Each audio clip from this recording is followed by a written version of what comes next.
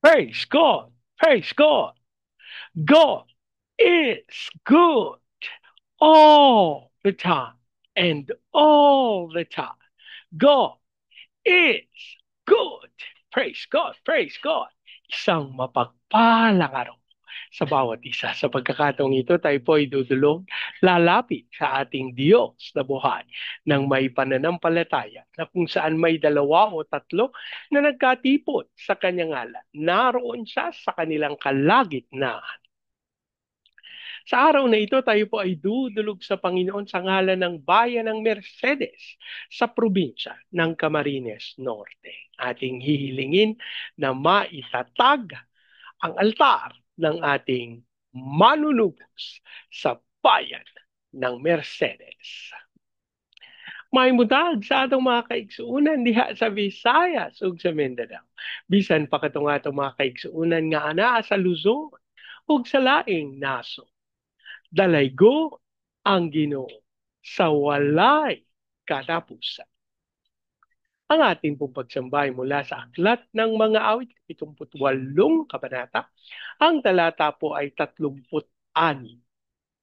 Kaya't siya ay pinuri ng papuring hindi tapat, pagkat yaoy pakunwarit balat kayong matatawa. Kaya't siya ay pinuri ng papuring hindi tapat, pagkat yaoy pakunwari balat kayong matatawa. Kaya't siya ay pinuri ng papuring hindi tapat, pagkat yaoy pakunwari balat kayong matatawa. Ama naming Diyos na makapangyarihan sa lahat, kami po'y nagpapasalamat sa pagkakataon na minsan pang makadulog at makalapit sa iyong banal na harapan. Ama, kami po'y nagpapakumbaba, umihingi ng tawad sa lahat naming pagkakasala at aming hinihiling ang banal na dugo ng aming manunubos ang siyang maglinis at pumawi sa lahat naming karumihan. At sa pagkakataong ito, idinudulog namin sa iyo ang bayan ng Mercedes sa probinsya ng Camarines Norte. Ang aming panalangin ng lahat ng altar at lahat ng kasunduan na ginawa sa bayan ng Mercedes nang hindi ayon sa pangalan ng aming manunubos ay mapawalang bisa sa pangalan ni Jesus. At ang aming panalangin tunay, ang maitalaga, ang maitatag sa bayan ng Mercedes ay ang altar ng aming Panginoong Heso Kristo. Maraming salamat po ang aming pag-asa, tinugon at tinanggap namin ang aming panalangin sa pangalan ng aming Panginoong Yesus. Amen. Amen. Amen. Amen. Amen. Amen. Amen. Praise God. Praise God. Ang ating pong pagbubulay ay mula sa Aklat ng Genesis, 33 kabanata. Ang talata po ay 1 hanggang 4. Natanaw ni Jacob na dumarating si Esau kasama ang 400 niyang tauhan, kaya't pinasama niya ang mga bata sa kanilang ina. Nasa unahan ang 2 asawang lingkod at ang kanilang mga anak. Kasunod si Leah at ang kanyang mga anak. At sa hulihan, si Raquel at ang anak nito si Jose. Umuna si Jacob sa kanilang lahat at 7 ulit na yumukod hanggang sa makarating sa harapan ng kapatid. Siya'y patakbong sinalubong ni Esau, niyakap ng mahigpit at hinagkan. Nag-iyakan ang magkapatid. Ang Diyos po ang magpala ng kanyang buhay at makapangyarihang salita. Ang bahagi pong ito ng banal na kasulatan ay tumutukoy doon sa pagkikita ng ating nunong Jacob at nunong Esau. Ano po? At sa pagkakataong ito, Nakakatuwa sapagkat samantalang natatanaw na ng nunong Jacob ang kanyang kapatid, ano po, nakita niya na hindi ito nag-iisa. Pagkus may kasama itong 400 tauhan.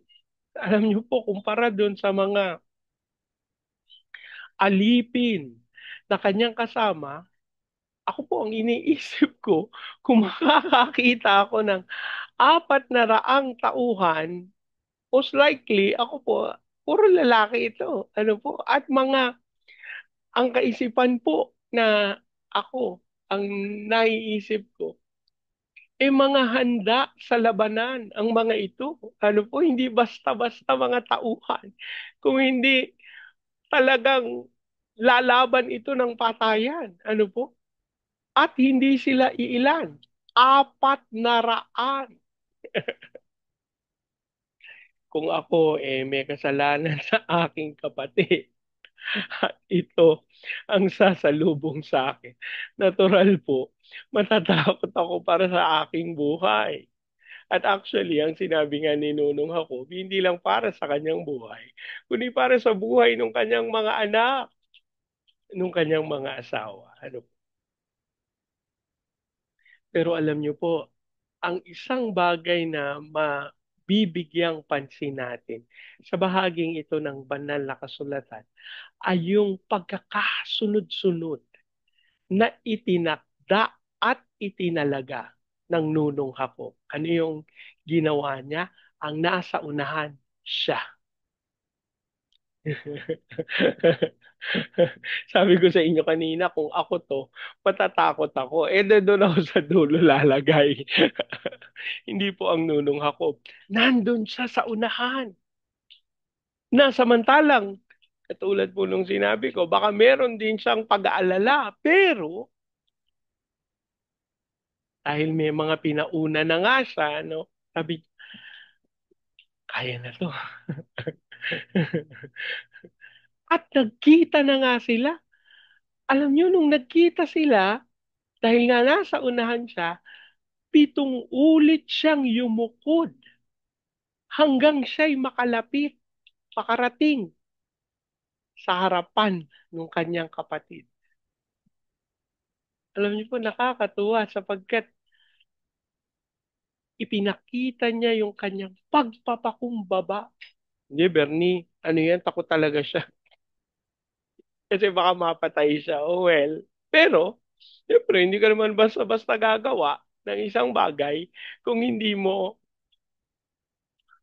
bukal sa iyong puso. Kaya ako po ang tinitingnan ko, talagang bukal sa kanyang puso ay yumukod at magbigay galang sa kanyang kuya. At alam nyo, nakakatuwa sapagkat sila'y nagkita. Ano po? Uh, mga kapatid, may mga pagkakataon na may mga tao, may mga karanasan, may mga lugar, pangyayari na nagdadala sa atin ng lungkot, pait, hinagpis na ayaw na nating balikan. Pero may mga pagkakataon, panahon na hindi natin maitatanggi na minsan pa tayong babalik, lalakad at haharap sa mga ito. Alam nyo, napakaganda nung ginawa ng ating nunong Jacob. Nasa unahan siya. Ang ibig sabihin, hinarap niya ng may katapangan. Ako, Bernie, baka pagka hinarap ko yung gumawa sa akin ng kalokohan, baka ma masaktan nyo. Alam nyo, ang panawagan ng Panginoon para sa atin, ang paghihiganti ay sa Kanya. Napakarami ko pong nakita, nalaman, naunawa na inangkin nila yung paghihiganti. At nagawa nila. Pero wala silang kasiyahan, wala silang kapayapaan, sapagkat nung kanilang ginanap yung paghihiganti, imbis na sila makaranas ng tagumpay, sila po ay nagsisi. Dito pumapasok yung kasabihan na nasa huli ang pagsisisi. Kaya, alam niyo po ang panawagan para sa atin. Gusto ba nating magsisi o gusto nating sumunod sa Panginoon? Ito po, ako po'y naniniwala. Hindi aksidente na itinalaga ng Panginoon ang kwentong ito para sa araw na ito. Nais ng Panginoon, kapatid, na mabatid mo, kailangan mong magpatawad. Kailangan mong makalaya. At para mangyari yan, kailangan mong harapin ang mga pangyayari, ang mga tao, at ang lugar kung saan naganap ang lahat. Pero, inuulit ko po, ito'y sa panahong itinakda ng Panginoon. Habang wala pa, pwede ka na pong manalangin at humiling sa Panginoon na ihanda ka.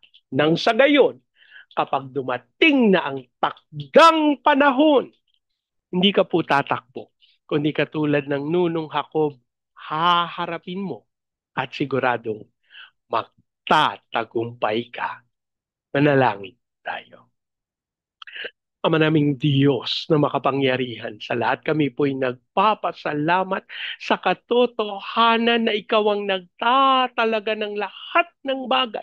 Wala pong aksidente, Panginoon, sa mga pangyayari sa aming mga buhay. Kung hindi, lahat ng ito ay ayon sa inyong kapahayagan, sa lahat ng inyong kapamaraanan. Kami po'y nagpapakumbaba, humihingi ng tawad sa mga tinataglay namin na galit, hinanakit, at paghihiganti. Patawarin mo po kami, Panginoon, ang aming panalangin, mapawi ang lahat ng ito. Hayaan mo po na anumang sakit, karamdaman, pag-aalala, Lord, worry, na nagiging dahilan ng mga kasalanang ito, Lord, mapawi ang lahat ng ito sa pangalan ng aming manunubos, sa pangalan ng aming Panginoong Yesus. At ang aming hiling tunay, magtagumpay po kayo sa pamamagitan namin. Lord, ipinagkakaloob namin sa inyo, isinusuko namin sa inyo ang lahat ng hinagpis, ang lahat ng hinanakit, galit, sama ng loob, maging ang kaisipan ng paghihigan.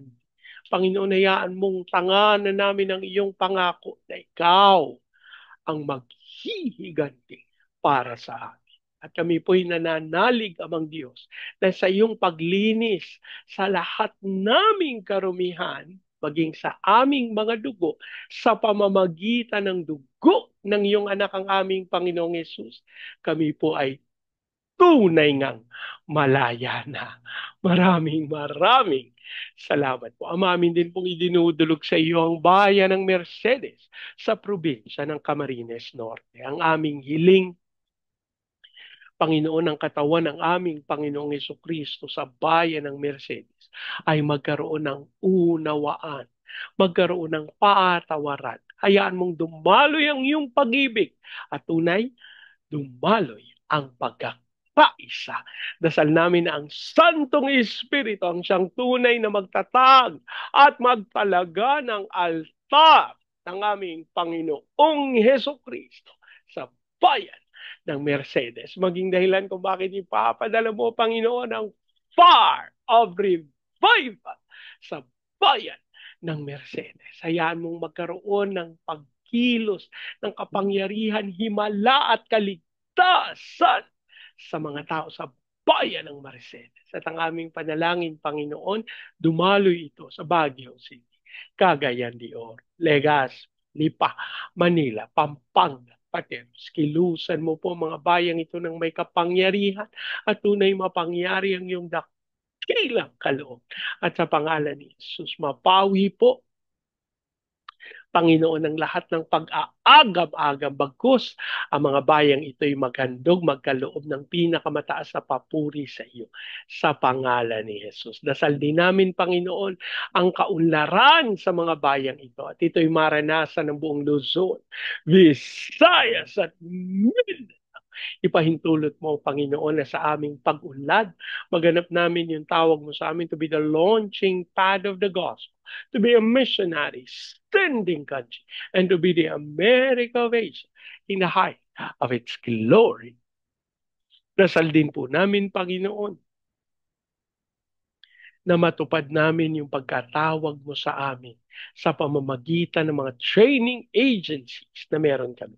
Katulad ng Main Lifeline, Asian Center for Missions, Elijah House Philippines, Church Renewal, Asia Pacific International Institute Studies. Ikaw po ang magkaloob ng lahat nilang pangangailangan upang sila'y magtagumpay para sa iyong kalooban. Habang amin din pong idinudulog sa iyo ang aming mga misyoner sa iba't ibang panig ng daigdig.